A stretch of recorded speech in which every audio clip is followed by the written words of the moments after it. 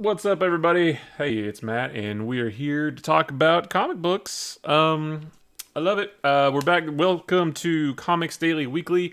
This is the weekly version of the daily Twitter account that I run that talks about comic books, mostly Bronze Age. I'm sorry, Silver Age right now. Silver Age Marvel comics. So if all that sounds weird, it's because it is. But I love comic books. I love to read them. Love to tweet about them. Love to talk about them.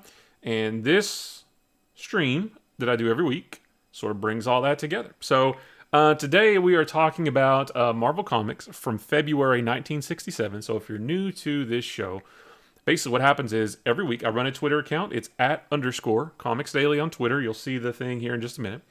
And every day I read one comic from the Silver Age of Marvel Comics. And every week is 1 month in the past. So last week I read comics from January 1967, and we talked about them last week. That was 2 weeks ago. Last week I read comics from February 1967, and that's what we're going to talk about tonight. This week I'm reading comics from March 1967. We'll talk about that next week, and so on. So tonight we are talking about not all of the Marvel comics that came out back then. Some of them I'm just not interested in. These comics do take a while to read because they're so verbose. So I picked just a few a few of the titles that I like the most. And this week we're going to be talking about Amazing Spider-Man number 45, Tales of Suspense number 86, Daredevil number 25, Avengers number 37, Strange Tales number 153, and Fantastic Four number 59. Now that's only 6 comics. There's 7 days in a week. So what do I do with that extra day? The extra day is sort of a wild card. I just read whatever tickles my fancy. Sometimes it's another Marvel comic. Sometimes it's something else. This week I actually read it's about a year old, from Image Comics, written by Scott Snyder and Charles Soule, called Undiscovered Country. I only read the first issue, but it was really interesting. Basically, at some point in the future, I'll put it this way. America has built a wall around itself and has been walled off from the rest of the world for 30 years.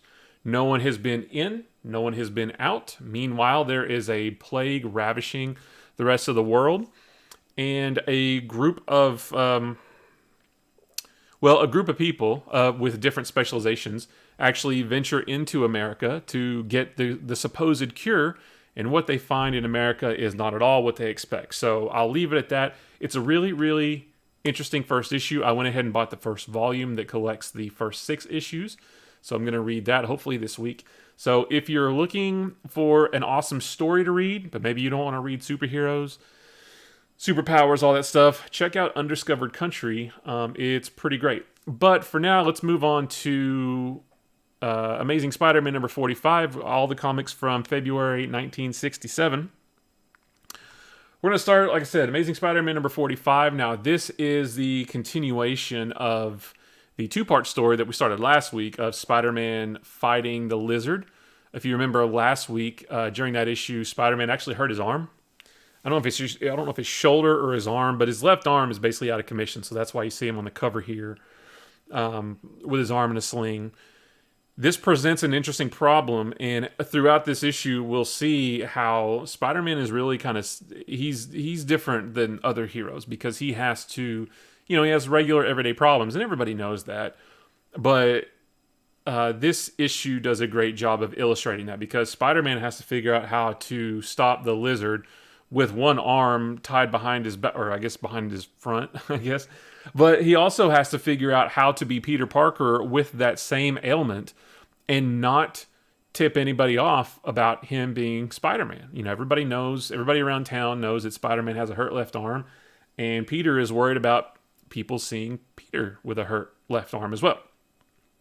So we see a little bit of that in this issue. So we'll start off, like I said last week, the Lizard isn't my favorite Spider-Man villain. I can take him or leave him.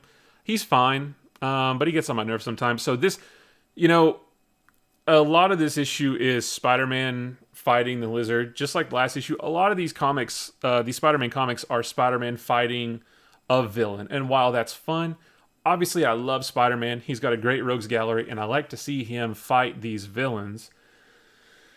What I've really found and that's what I loved as a kid. I wanted to read about Spider-Man kicking ass, beating up bad guys, and that's it. What I've come to find, at least from these old issues, is I actually enjoy the character interactions more, especially now that we've got Mary Jane. Peter and Gwen are becoming just a little bit closer. Peter and Harry are buddies, which we'll talk more about next week. Peter and Flash don't really they go at each other still, but more from a friendly point of view rather than Flash straight up bullying Peter. So these characters are growing. We've been watching them grow over the last 45 issues, and that's what I'm more interested in is just seeing, because we know where they all end up, right? We know about Gwen Stacy, what happens to her. We know that Peter and Mary Jane were married until Joe Quesada decided that he didn't like it because he doesn't like his characters to grow up. So he dissolved that marriage in the dumbest storyline of all time. Second dumbest storyline, Sin's Past was the worst. We know what happens with Betty Brant and Ned Leeds. We know what ends up happening with Flash Thompson. We know what happens with all these characters, but what I'm really enjoying is watching them go through these changes, go through this growth. I'm having so much fun with that. And anytime we get any kind of sequence whatsoever where the characters interact and it has nothing to do with Spider-Man or a bad guy or anything like that, those are my favorite moments of this book and have been probably since I started reading these once a week back in March. So, on into this issue, Spider-Man's bouncing around. And also, I'll mention real quick, too, we are more and more every week, we are starting to see John Romita develop into the classic John Romita style that is still my favorite version of Spider-Man. That when you think Spider-Man, you probably either think John Romita Spidey or Todd McFarlane Spidey. That's probably the two pictures you have in your head, one or the other. And I just love the classic Spidey. So we're starting to see there's not as many web lines. So if you look at the box art on the cover, you can see he's got so many web lines. He's got, if you're just looking between his eyes going up, he's got 1, 2, 3, 4, 5 lines going up. Whereas if you look down where he's with the lizard, he's got 3. So the web lines are starting to go further apart. And I know that's a weird observation to make, but that's a big difference between Steve Ditko's style and John Romita's style. Is John Romita did a lot less webbing on the costume, and I dig that. So we're starting to see that style come in more and more every issue. We'll see it even more next issue. But right now, Spider-Man is going around town with his busted arm looking for the lizard. The lizard is trying to... The lizard's grand plan is to take over the world with an army of lizards. That's it. That's all he's got. That's what he wants to do. So he's looking for some notes from Dr. Connors about how to turn people into giant lizards. Now, the interesting thing here that I don't think...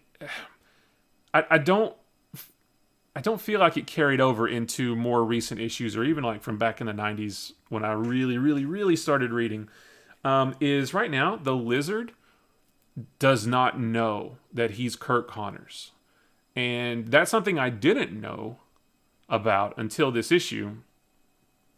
Even here in the caption, where it says, "We told you last issue that the lizard is unaware that he actually is Dr. Kirk Connors." Well, I didn't know that. So I found that pretty interesting. And I don't know when that changes, but it will at some point down the road.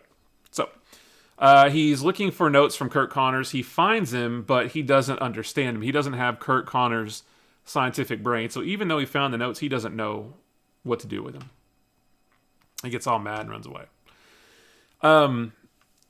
Another subplot that also plays into next issue that actually may end there as well. We'll get to that next week.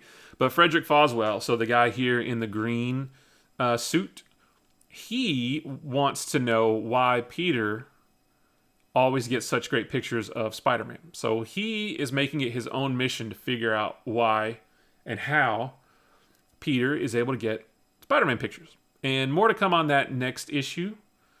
But it's set up here just a little.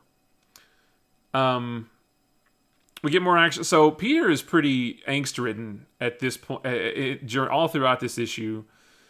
He's irritated that he has to hide his arm, that he has to do Spider-Man stuff and Peter Parker stuff with a bum arm, and it's actually it's interesting that this panel right here, the heck with it, a fella just has to take some chances. I'll just bluff my way through. So normally Peter is extremely cautious with his in protecting his secret identity. This time he just throws caution to the wind and says, "Screw it, I can't. This is too hard. If anybody asks me about it, I'll just lie and tell them, well, yeah, it's not outside the realm of possibility that Spider-Man and me both could have a bum arm and still be a different person." And that actually comes to fruition just a few panels later. Harry and Flash see Peter in a sling and says, "What are you trying to do? Make us think you're Spider-Man." Peter says, very funny, almost as funny as spraining your arm while driving a cycle. He's pinning it all on a motorcycle accident, and he sticks with that lie. That's his consistent story about what happened to his arm, and everybody pretty much just believes him, pretty much just shrugs it off. He did paint his motorcycle red also, because Mary Jane said that it was an ugly color. So he painted it red with a paintbrush. You can just get a can of paint and a paintbrush and paint vehicles. That's how it works. We do get a little bit of Aunt May on her vacation. So if you remember last week, we've seen this for a while. Aunt May is so frail that the slightest little shock or surprise is just going to destroy her, just kill her dead. She's that frail. So Peter sends her off. This is last issue. Peter sends her off on a vacation by herself, which is to me, if somebody is so frail that a surprise is going to kill them, they shouldn't really be going on vacation by themselves. But alas, Peter sends Aunt May on a vacation. We see a little bit of it here. Not much. I don't even really know where she is. She's at the beach. She's meeting people. She's talking to people. Oh, he's probably at home right now, curled up with a good book and a warm glass of milk. And the lady, whoever this isn't Anna Watson. I thought it was at first, but it's not. No wonder you're so proud of him. And I did think that was kind of funny, that you should be proud of your nephew for reading books and drinking milk. But, Anyway, back to Spider-Man's search for the lizard. And a lot of this, again, is just... Most of the rest of this issue is just Spider-Man and the lizard fighting. And there's nothing really notable in these pages. It's a good fight. It's very fun to read, action-packed. I love seeing Spider-Man fight, the acrobatics and all the agility, and he always has to think of a way. This was pretty cool, him having to face a bunch of lizards. And actually, there is one part. Where is it? I'll come back to this page in a second. He uses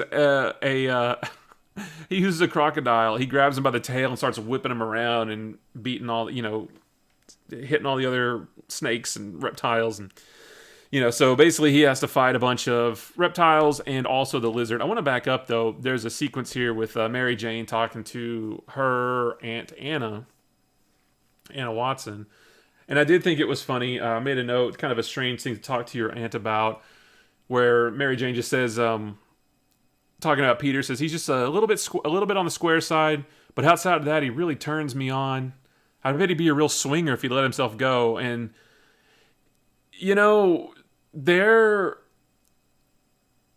this is interesting. She mentions, I bet he'd be a real swinger if he let himself go. And you're thinking, oh, that's 60s slang and all that stuff. We do find out eventually, spoiler alert, at some point, Mary Jane finds out Peter's Spider-Man. Everybody knows that. They were married. But whenever that happens, and I actually don't remember the issue, we'll get to it at some point, but Mary Jane actually reveals to Peter that she knew, like, a long time before he ever revealed it to her. And it's funny, I didn't really pick up on it at first, but then she also mentioned something in the next issue, which I read yesterday, we'll talk about next week. She made another issue about a man in uniform to Peter. So it's kind of funny to go back and look at all these little hints that she's dropping about knowing that he's Spider-Man. Now, actually, she does tell him when she found out, and I believe, it's been so long since I've read that, I do believe she told him she realized it very soon after they met. So I think at this point she already knows. And of course, if you're reading this in February '67 when it comes out, you probably don't pick up on that. But it's cool that they're I'm going to look for little hints like that throughout the next several issues. But anyway, Spider-Man's fighting the lizard. He's fighting some reptiles.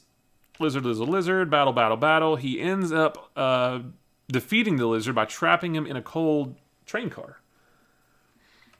And that's enough to knock him out. And he is able to web him up, throws him over his shoulder, brings him back to his lab. Says, don't worry about any of this, Mrs. Connors and Billy. Everything's good in here. Whips up a concoction, transforms him back into Kurt Connors. And at the end of this, and I did make a note that this is a bold choice. It's almost like, this is weird because this is the last that he sees of the Connors family until whenever the lizard pops up again.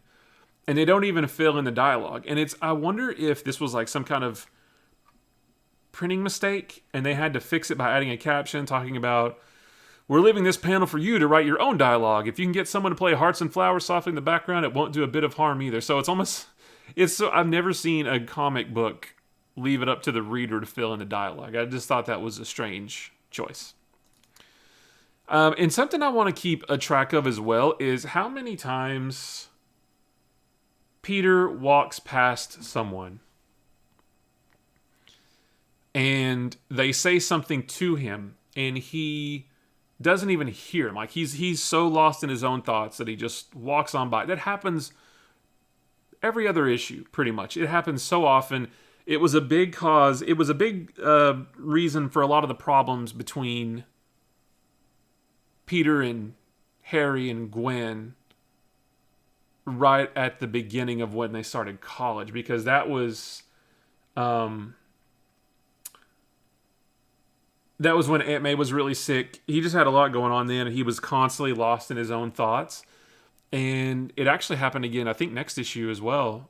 So I got to start keeping an eye out for this. I haven't been keeping count of it, but I probably should have been because it happens all the time.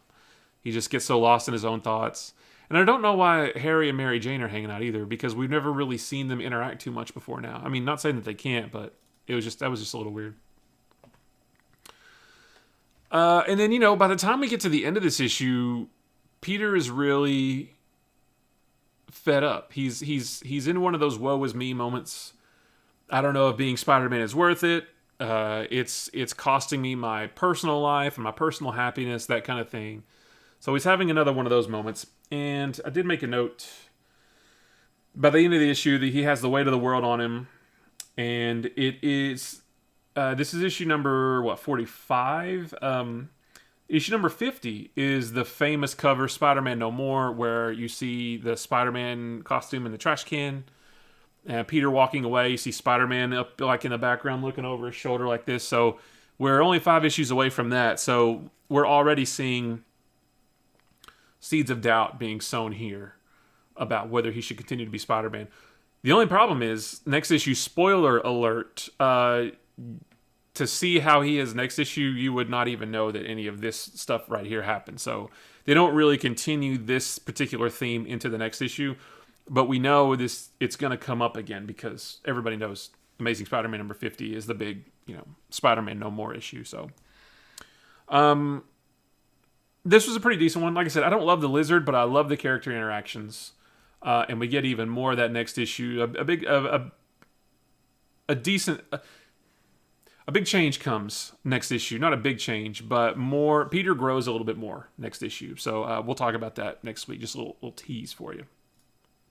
All right, so moving on to Tales of Suspense number 86. Now again, Tales of Suspense for the last almost 30 issues, 27 issues, has been a double feature between Iron Man and Captain America. After 13 more issues, the numbering continues, but it becomes a full-on Captain America title. So starting with issue number 100, this will become just Captain America. Iron Man will get his own book starting over at number 1. So we got 13 or 14 more issues of Cap and Iron Man in a double feature.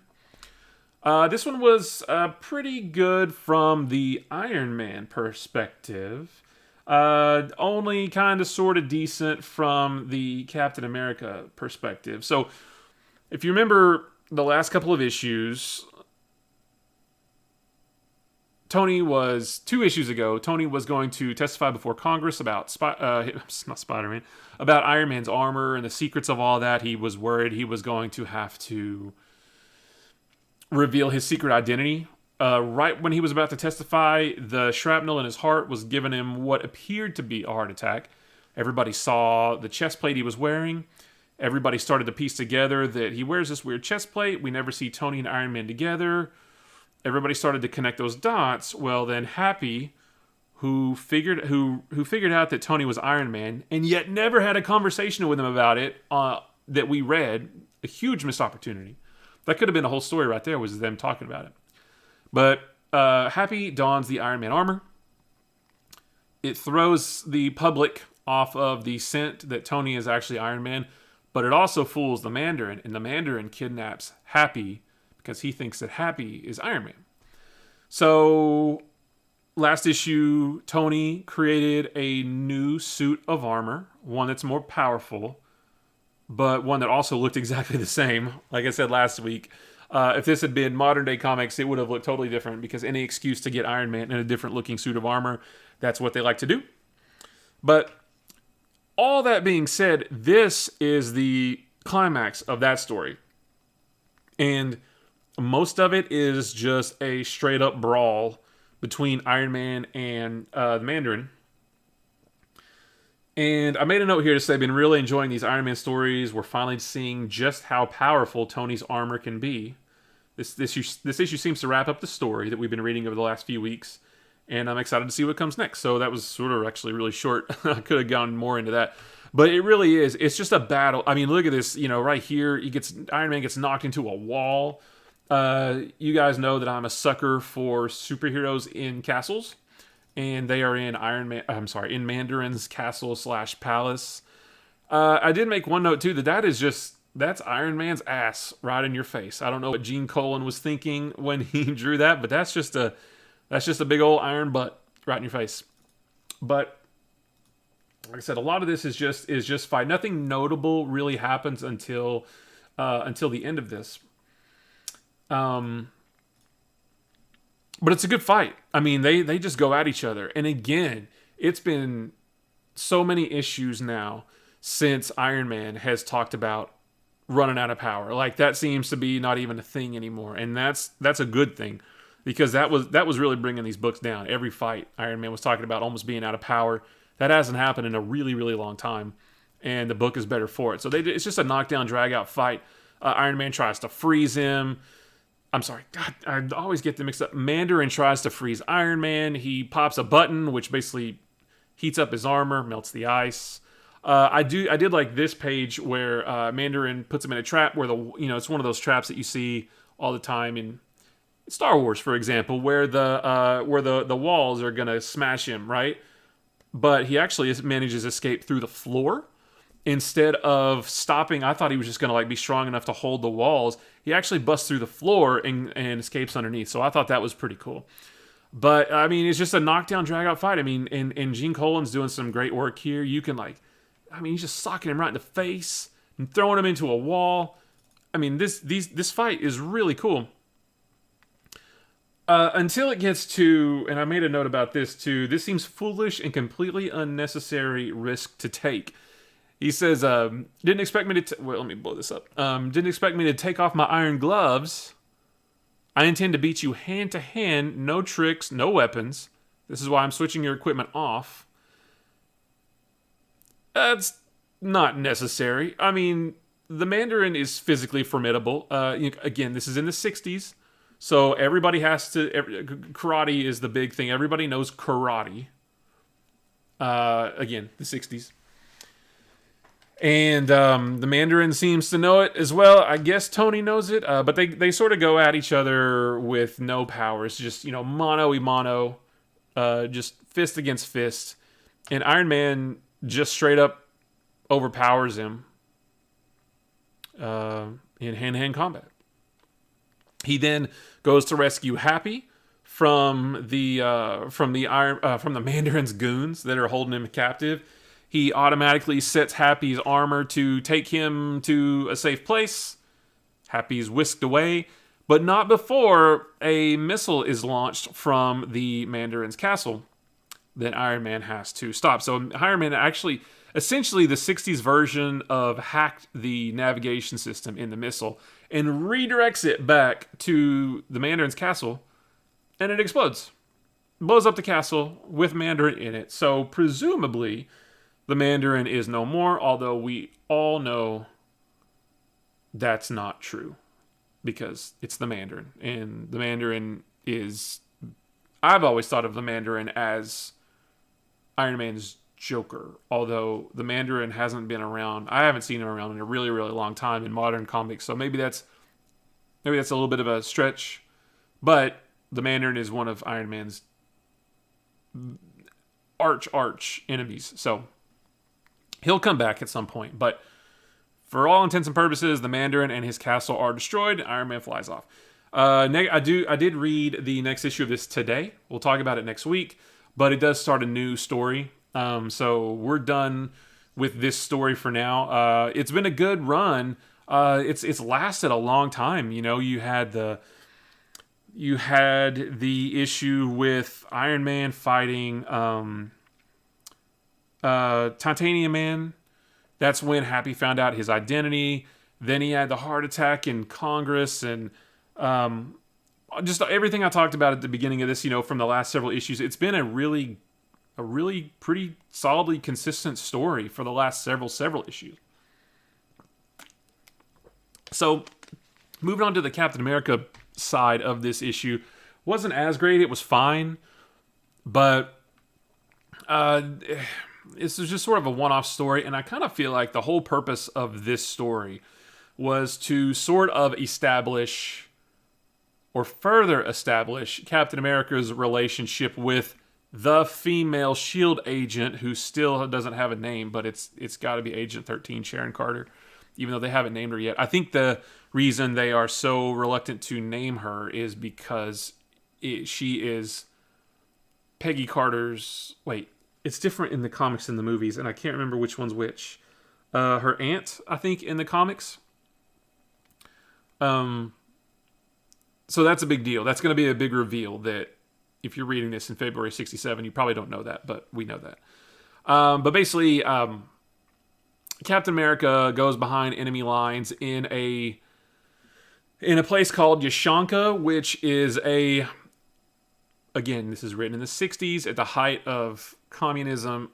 So he goes into a fictional communist country that is supposed to be in Asia. So it is what it is. That's how it was written. So, and he has to rescue an undercover SHIELD agent that has... Real quick, before I continue with that mech is awesome. He's like just sitting in a little cockpit with controls, and it's like a robot, but just without the top half, and he's just sitting there swinging his arms around. I just thought, I like robots and mechs and things like that. I even made a note. I said, you know, I tweeted that image specifically and said, I'm just posting this because I think that mech looks cool. So I just like that. So anyway, he's sent there to rescue an undercover SHIELD operative who was sent there to destroy something called the Z-Ray, which is basically just a bad weapon. We don't want this fictional communist country to have that. There was a SHIELD agent that was sent in to destroy it. SHIELD had not heard from that agent for a very long time. So Cap has to go in to figure out what's up, what's going on. And here he is right here. Colonel Kuro Chin, I guess is his name. And, I mean, pretty much the crux of this story is that they have to destroy this weapon. And they end up doing that, but Kuro Chin loses his life in the process, presumably. I did think this panel was pretty cool, or not cool, pretty silly. Trochin, he's at his wit's end. I can't be of any help to you. Leave me. Save yourself. Tell them at S.H.I.E.L.D. that Agent 60, that's him, is through forever. Cap thinks, I've seen it on a dozen battlefields. Combat fatigue. A body that's past the limit of human endurance. He can't help himself. I'll go it alone then, but you were one of the greatest. Don't forget that. Instead of trying to help him get out, he says, save yourself. Forget about me. And Cap says, all right, well, thanks for all your hard work. Appreciate you. And then from here on, it's just Cap battling the soldiers of this country, trying to escape and to destroy this Z-Ray. I'm being pretty vague, but that's really all this is. It's an action-packed tale. You can see it here. Cap flipping around, doing what Cap does, and I like to see it. But, from a story perspective, there's nothing really major that happens here. It's just Cap taking out a bunch of guys, as he normally does in Tales of Suspense. And they destroy the Z-Ray. And that's it. So, this is better. I will spoil the next issue, which again I read today. The next story is terrible. So you have that to look forward to next week. But this one was pretty good. I do know from having read Captain America number 100 a while back, because I wanted to read some old Cap books before I decided to kind of go back and start from where Cap was introduced into Tales of Suspense, not but into Tales of Suspense. But I do know that we are getting close to a pretty solid, continuous storyline that will last several issues, and Agent 13's involved. The Red Skull comes back somehow. Black Panther gets thrown in there, and we will be getting to that story. Probably, I don't know when exactly that story starts, but it should be around December is when we'll get there. So these stories have been hit or miss for Captain America over the last several issues, but I do know that they are going to get pretty good in a few months in publication time, a few weeks by our schedule. Moving on.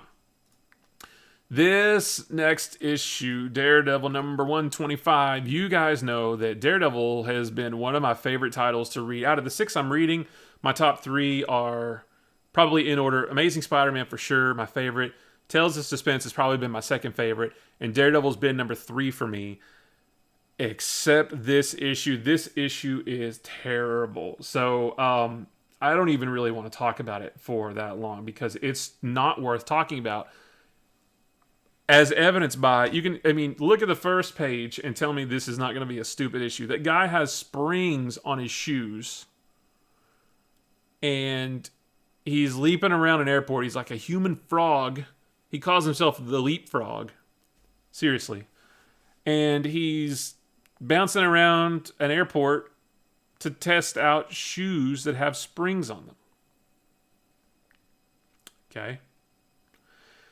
That's not the only dumb thing in this issue, if you believe it or not. Now, if you remember, over the last probably 2 or 3 issues, I think last issue we had Daredevil hanging out with Kazar over in England. I think it was England or Europe somewhere. Because Daredevil was stuck over there after being transported there to fight the Gladiator in front of the Magia, because that's where one of their headquarters were. When that fight was over, Matt Murdock was just kind of stuck there.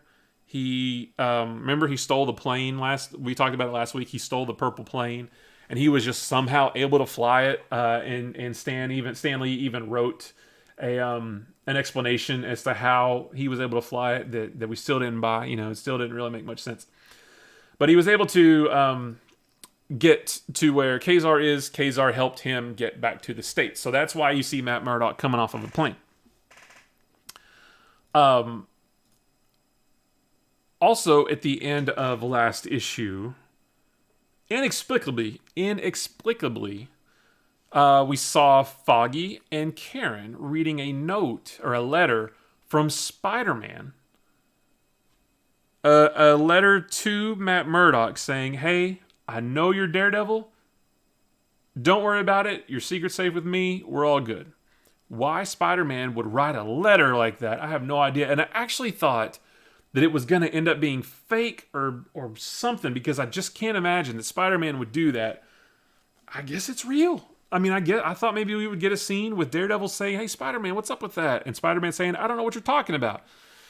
I guess it's real because we never get that. So, anyway, Karen and Foggy read that letter, and they still don't quite believe it, but they are really starting to question Matt about being Daredevil. So, I mentioned that because it's going to come into play in a ridiculous way here in a few pages. So, again, the leapfrog, he's got springs on his shoes, and yet he's bouncing around like he's Spider-Man, you know?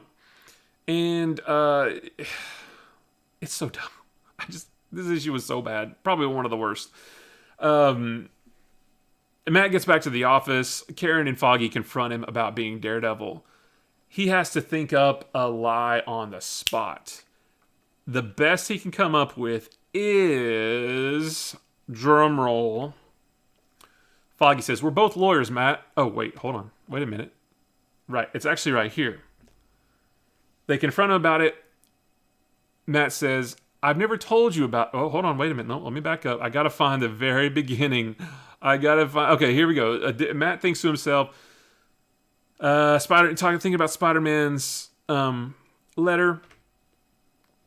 "If you ever thought fast, you better do it now." And so he's thinking, okay. "I can see that I can't keep the truth from you any longer. You're forcing me to tell you about my twin brother." So Matt Murdock's way of getting out of people finding out, or I'm sorry, Karen and Foggy finding out that he's Daredevil, is he tells them he has a twin brother named Mike Murdock. "I never told you about him before because he asked me not to. His name is Mike Murdock." Yeah, that's a ticket. That sounds good. Mike Murdock. "And he's a dead ringer for me." Foggy's like, "Come off of it. I've roomed with you all through college. We've been buddies for years. We've confided in everything, and you never mention you have a brother." And Matt says, "Well, I couldn't. Even in those days, he was a loner, always practicing to be an adventurer. He never wanted anybody to know about him. And since he was my own twin brother, I kept a secret all these years." And I was like, come on, that's so ridiculous. But good old I like the way Foggy handles this. He says, "We're both lawyers. You know how thin that story sounds." And Matt's like, "What are you going to do? Sometimes the truth, the truth sometimes is a little bit thin, Foggy. You're just going to have to roll with it. Mike was always wild, sort of a black sheep. I was never too anxious for people to know about him. Surely you don't find it easier to believe that a blind man can be a costume superhero." And then Foggy says, "Who cares? The important thing is Matt's back. That's all right. It's all good." So yeah, that's this is tough. This is a tough read. And it gets better. It doesn't stop there. Just wait. Anyway, Matt's he's going to put his Daredevil suit back on. He's going to go look for Leapfrog, which... Leapfrog, of course, he has to have a costume, and that's the costume. It's an actual frog suit. And it's just awful. He's bouncing around. He's still got the springs on his boots, on his feet. He's bouncing around. He's stealing jewelry. Daredevil's trying to track him. They fight for a little bit. There is one right here. I dig that page, though. Gene Colan really kills it here. Even though Leapfrog is ridiculous, I hope we never see him again. I have a feeling we probably will. But I like that picture. I like that splash page. That's pretty neat. So they fight. It's about as good as a fight with a character named Leapfrog can be. But here we go. There's Mike Murdock. Matt coming into the office the next day in the guise of Mike Murdock. So now Matt Murdock has two secret identities, Daredevil and Mike Murdock. Of course, he wears these crazy glasses. He's wearing a weird hat. He's got his hair all combed differently. He's acting much more chauvinist towards Karen. The one plausible thing about it is that Matt's blind, but he doesn't really have to be. So he can act like he's not blind here, and he's able to do it with the use of his extrasensory abilities. But it's just so dumb. And I guess he probably doesn't. I don't think he comes back. I don't think we see Mike again. Thank goodness. But it's ridiculous. And the rest of it is Daredevil fighting Leapfrog in a pretty. I love watching and seeing Daredevil battles. I love seeing him flip around and do all kinds of acrobatic stuff. So that's cool. But it's at the end he beats Leapfrog. Mike's gone. Oh, never mind. I was wrong. So I haven't read the next issue yet. That comes tomorrow, Tuesday. We're streaming this on Monday. Tuesday is the next issue, and I was wrong because if you'll see there in the bottom right, next issue, more of Brother Mike plus a few swinging surprises. So, this one was bad. I even made every day when I tweet my thoughts about these issues, the last one or two tweets is always just kind of like wrapping up what I thought about it, pointing out anything I may have missed. The only thing I could say about this issue at the end was a villain named Leapfrog who dresses in a frog suit and has springs on his shoes. Matt creating the identity of Mike Murdock. I hated this issue. And I did. I hated this issue. This is the worst issue of Daredevil maybe ever. In 25 issues, this might be the worst. What's up, Opie? This might be the worst issue, and that includes the issue with Stiltman. Whatever issue that was. Issue, I want to say 8, but that seems too early. I don't remember which one Stiltman showed up in. 7. Oh, it was 8. It was number 8. That includes issue number 8 with Stiltman. This issue was terrible.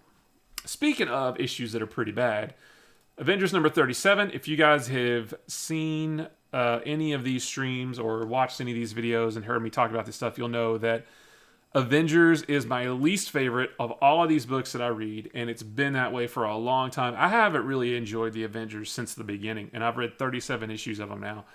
The only ones that have been kind of good are the issues with the Masters of Evil, Baron Zemo, the Enchantress, the Executioner, those guys. And this issue isn't any better. I don't like the lineup. The stories aren't good.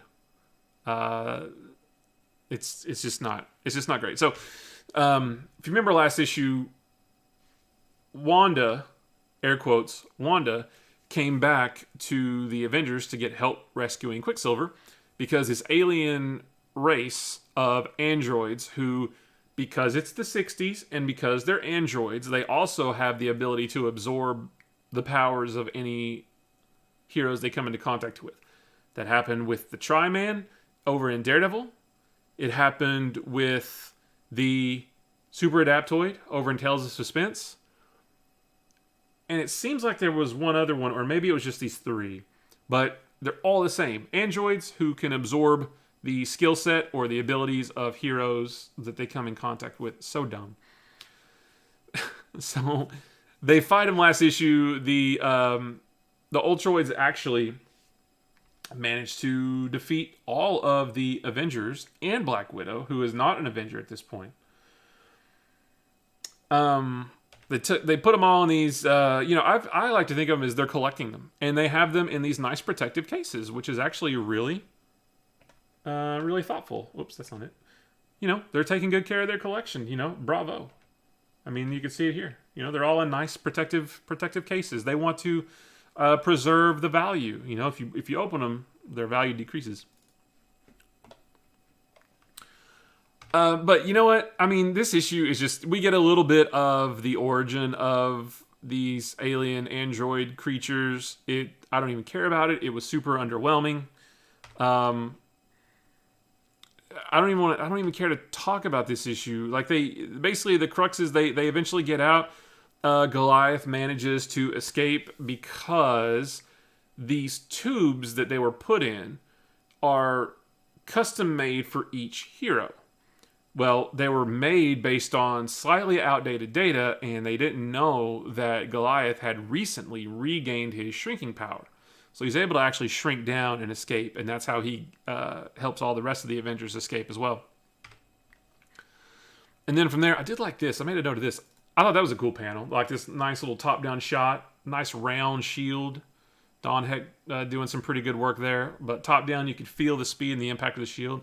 I like to point out nice-looking panels when I see them, and this was one. And there's a cool one, the Scarlet Witch, here in a minute. But it's all the Avengers fighting all the Ultroids.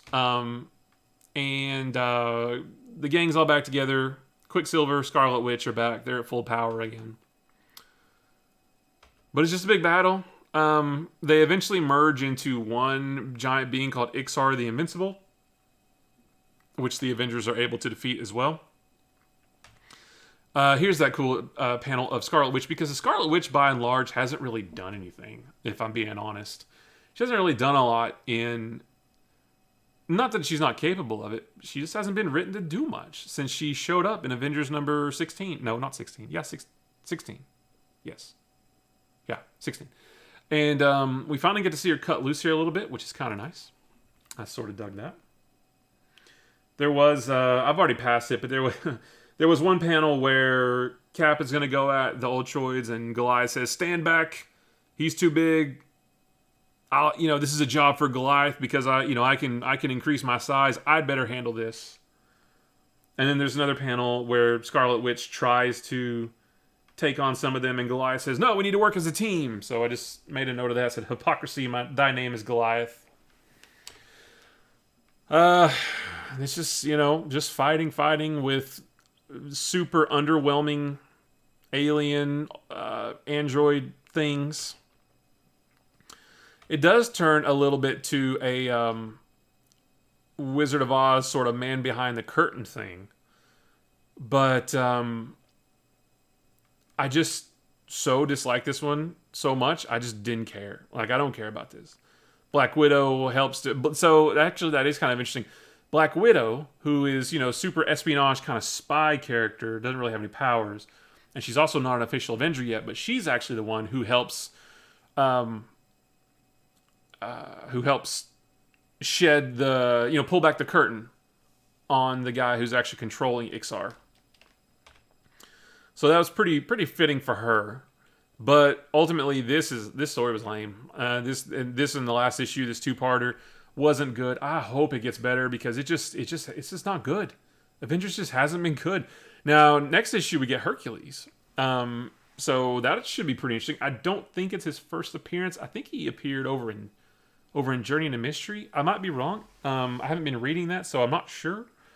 But it looks like, in looking at the covers for the next several issues, it looks like he sticks around for a while. So I hope it's interesting. It can't get any worse, I don't think. But I just don't like the Avengers right now. Anyway, I don't like the Avengers. If I can just power through the Avengers until we get to the 70s, then it'll have all been worth it. Moving on. Strange Tales number 153. Now, just like Tales of Suspense, this is a sort of a double feature between Nick Fury, Agent of S.H.I.E.L.D., and Doctor Strange. I've only been reading the Nick Fury side of it. Nothing against Doctor Strange. I just don't feel like reading just don't feel like reading him. I don't. I like Doctor Strange, but I just don't want to read his stories right now. That's all. Like I said, I'm just not reading the ones that I don't want to read. So this was a pretty interesting issue. So basically, the main focus of this issue is Hydra attacks Jasper Sitwell and Gabe Jones and Laura Brown. I don't know if she's been named before now, but Laura Brown, who I don't know why Strange Tales does not let me do the guided view panel by panel. If I zoom in, all it ever does is just like, see what it's doing? It does that on the Marvel Unlimited on the web, and I don't know why this title's the only one that does it. That's okay. Laura Brown, and I don't know if she's been named before now, but she is the daughter of the former Supreme Hydra, who helped Nick Fury and S.H.I.E.L.D. take down Hydra, at least for a time. They thought Hydra was done. They recently reared their ugly head again when Don Caballero invited Nick Fury to a quote-unquote party. Turns out it was just a big S.H.I.E.L.D. ambush. Remember, there was the whole thing with the Overhorn. Nick Fury stole the Hydra plane thought he was getting away. Turns out it was actually part of Hydra's plan to let him get away. Through a big battle, they ended up turning the weapon on Hydra. It's not island, but Hydra's base, and it looked like they killed everybody. They didn't, but it looked like they did. But anyway, Laura Brown is the daughter of the first Supreme Hydra before Don Caballero. And she, like I said, she helped Nick Fury and S.H.I.E.L.D. She turned traitor, basically, against her father and Hydra. So, Hydra wants revenge, right? And they are after her. So, at the end of the last few pages of the last issue, Nick Fury and S.H.I.E.L.D. actually rescued her from the clutches of Hydra. And she's traveling in this issue with Gabe and Jasper Sitwell. I don't know where they're going, but they're traveling somewhere. But Hydra actually, see, it's kind of cool. Hydra's like a biker gang. Dadgummit. Hydra's like a biker gang who they roll up on them with their exploding bikes and try to take them out. And so the main focus of this issue is Nick Fury and S.H.I.E.L.D. going to rescue Sitwell and Gabe Jones and Laura. What was his name again? I already forgot. Laura Brown from the Hydra attack. That's fine. That story was okay. What I found more interesting is so Don Caballero is the Supreme Hydra now, right? What I actually find pretty interesting is Don Caballero is just a persona, just a mask or a disguise. So it's kind of interesting because I did think when Don Caballero was first introduced, it was almost instantly revealed that he's the Supreme Hydra. And I was like, well, that's, would have been cool to get to know him a little bit first. But it turns out that's just a persona. And last issue, he adopted a different persona. And I actually don't remember the name, but it was this dude right here. It was a weird name. It was this guy. And actually, in this issue, he adopts another identity as well. So even though we know the supposed name of the Supreme Hydra, we still don't really know who he is. My theory is that it's Red Skull. And I probably should know that, seeing as how this comic is like 50 years old. But I don't know, because I've never read these old issues before. So I think it's Red Skull, but I might be wrong. Because Red Skull and Hydra just sort of go together. But we'll see. We'll get there at some point. Nick Fury and Happy, like I said, they go off to help Gabe and Sitwell and Laura Brown. Meanwhile, the Supreme Hydra, like I said, he gets a new identity, but this time he actually takes on the identity of a captured S.H.I.E.L.D. agent. Now, it's not a S.H.I.E.L.D. agent we know, but they do give a little bit of backstory about a S.H.I.E.L.D. agent who was supposedly on vacation, he was on vacation, but he was captured while he was on vacation, so S.H.I.E.L.D. actually doesn't know that he's missing. So the Supreme Hydra actually takes over the identity. You can see here, that's what he looks like. So he's going to use this identity of this S.H.I.E.L.D. agent to infiltrate S.H.I.E.L.D. and defeat them. Sounds like a pretty good plan, right?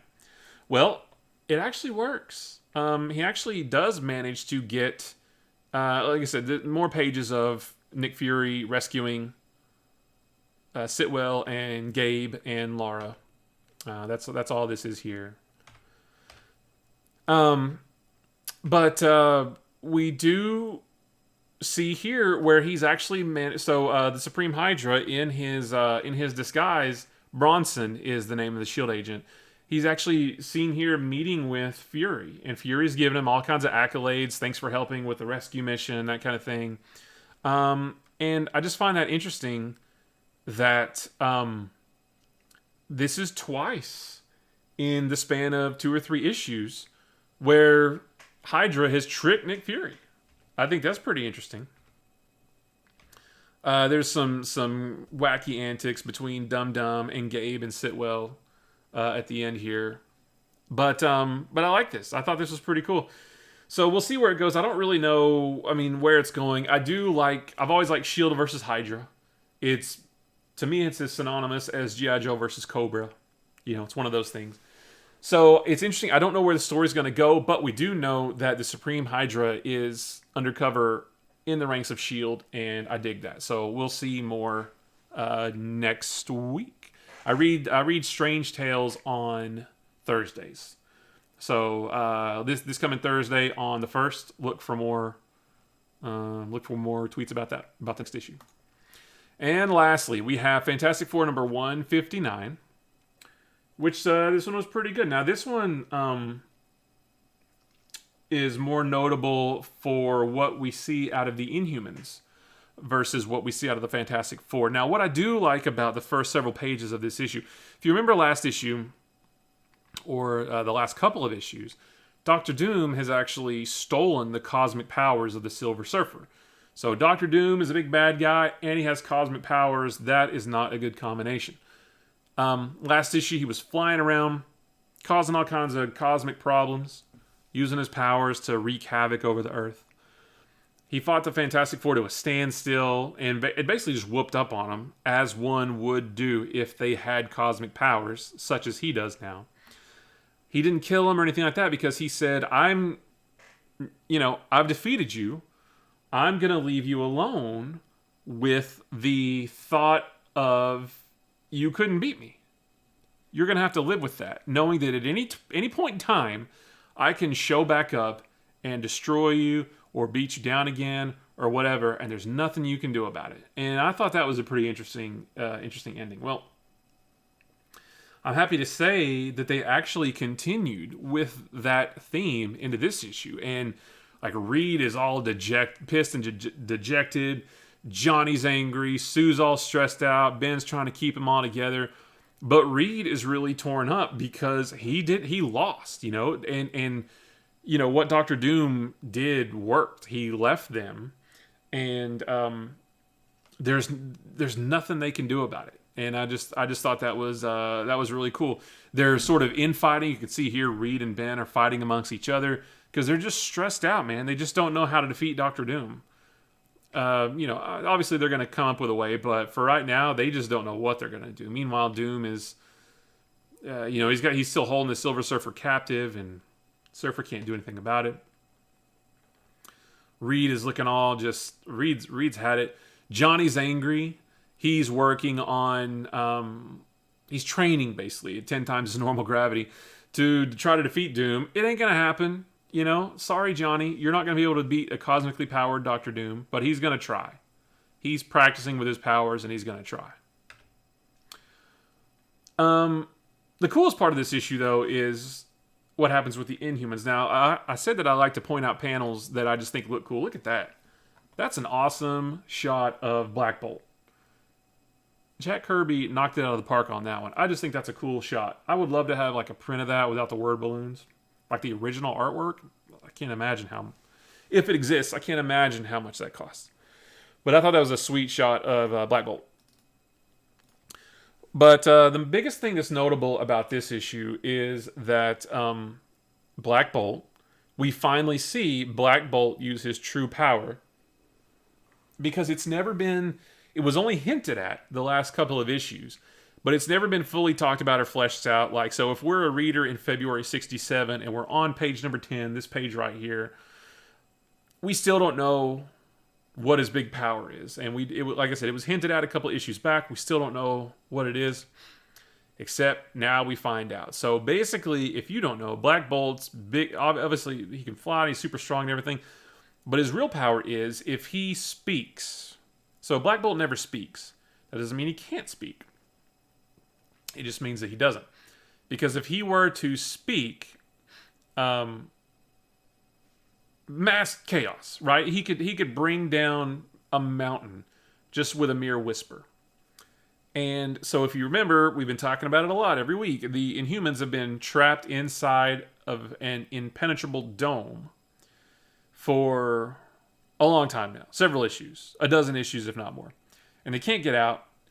Johnny's been trying to get in. He can't do it. Lockjaw can't teleport in.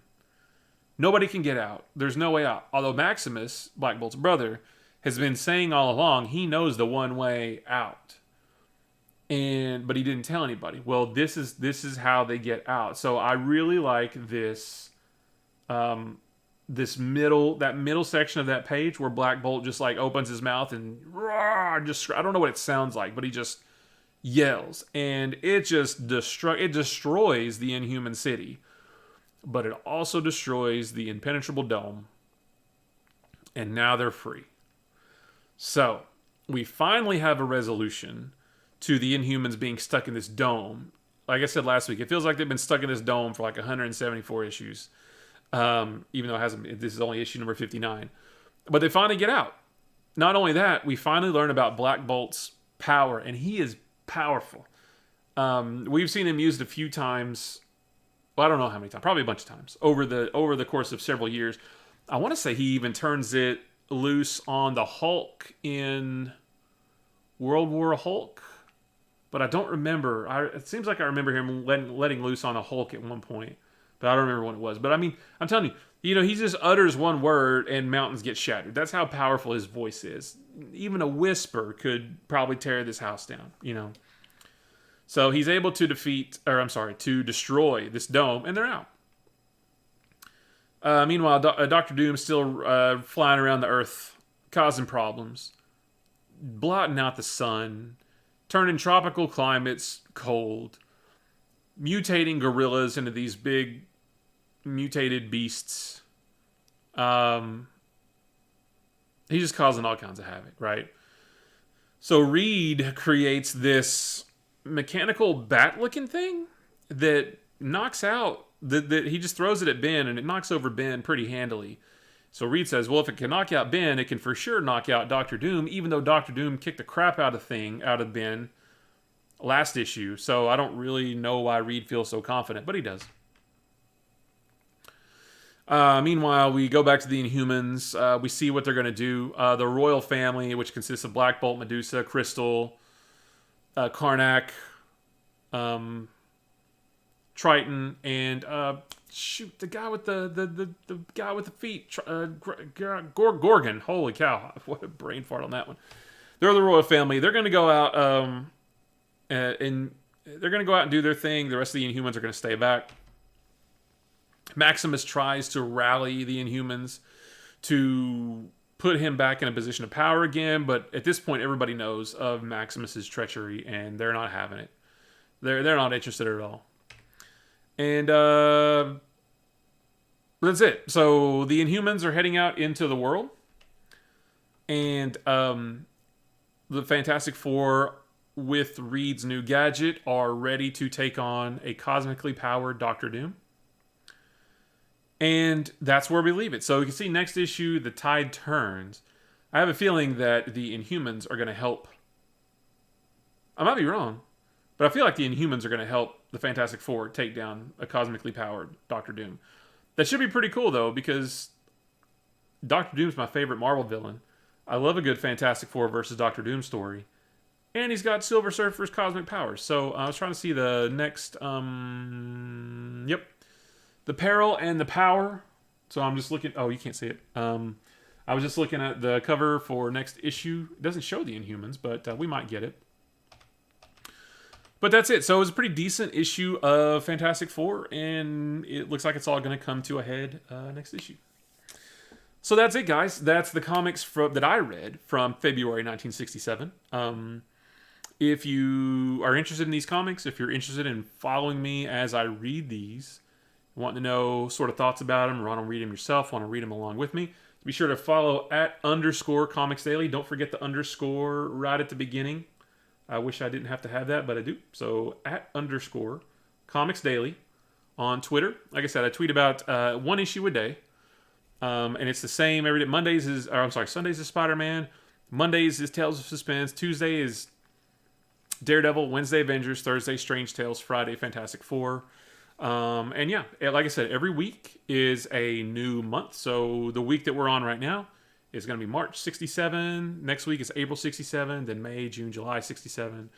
I actually have, if you go to this Twitter account @_Comics Daily, there's a pinned tweet to a schedule that I made because I'm that nerd who actually made himself a schedule of every comic that I'll be reading for the most part. There's going to be some changes, of course, but for the most part, every comic that I'll be reading all the way through the end of 2022. So For example, on Christmas, or the week of Christmas 2022, we will be on we'll be in December 1976, which that's the bronze, that's mid 70s. That's the sweet spot of Marvel Comics.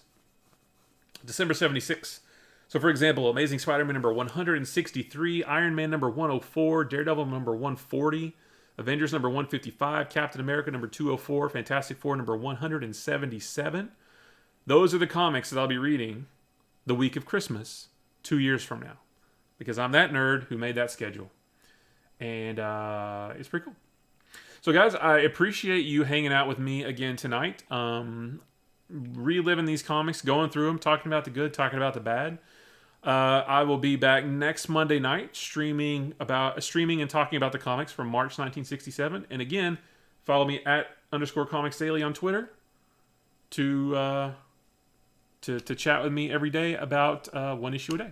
So I'm out of here, guys. Thanks for watching, and I will see you next week. Bye-bye.